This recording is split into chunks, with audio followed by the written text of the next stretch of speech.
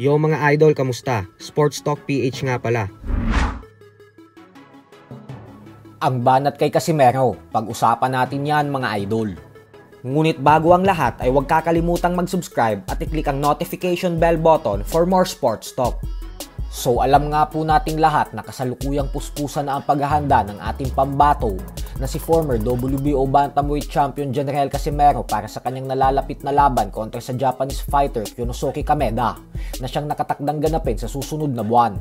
At para po sa mga hindi nakakaalam, ay sa featherweight division po magtutuos ang dalawa at sobra po sa 126 pound limit dahil catch weight po ito sa 128 pounds kaya hindi masyadong magkakaproblema ang angas ng Pinas sa pagkuha ng tamang timbang dito.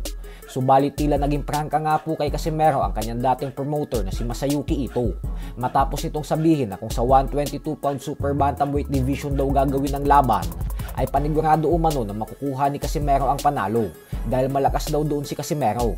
Pero dahil umano sa 128 pounds magtatagpo ang dalawa, ay hindi niya daw masasabi na magtatagumpay talaga si Casimero kasi bukod umano sa mahina ang stamina nito, ay wala din daw itong lakas para sa featherweight division. Kaya naman ang mapapayo niya umano kay Casimero ay kailangan daw nitong tapusin si Kameda sa loob lamang ng unang 3 rounds kung gusto nitong masigurado na makukuha niya ang panalo.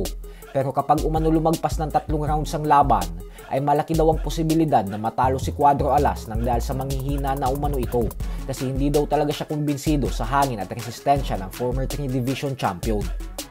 Sa kabilang banda naman mga idol ay may bagong update na naman nga po tayo para sa potensyal na laban ng ating pambansang kamauman ni Pacquiao sa buwan ng December kontra sa current WBA welterweight champion Rolando Romero.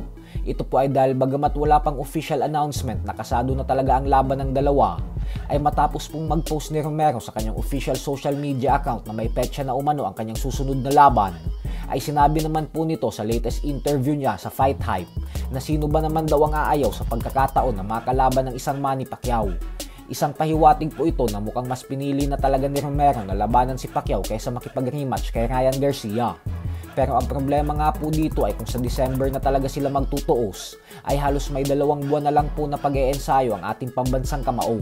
Pwede po itong maging issue kasi kung atin pong matatandaan, ay pagkatapos ng laban ni Pacquiao kay Mario Barrios ay sinabi nito na hindi daw sapat yung 2 buwan na pag-e-ensayo niya. Kapag daw kasi mga world title fights ay kailangan hindi bababa ng 3 buwan ang training camp upang masigurado na 100% talaga ang kanyang kondisyon.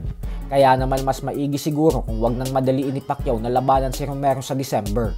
At bagkus mas maganda kung sa unang bahagi na lang ng susunod na taon ganapin ang laban upang masigurado na may sapat siyang panahon para sumailalim sa isang mahabang training camp. Lalo pat edad na siya ng 47 years old sa December. So hanggang dito na lang po muna tayo mga idol.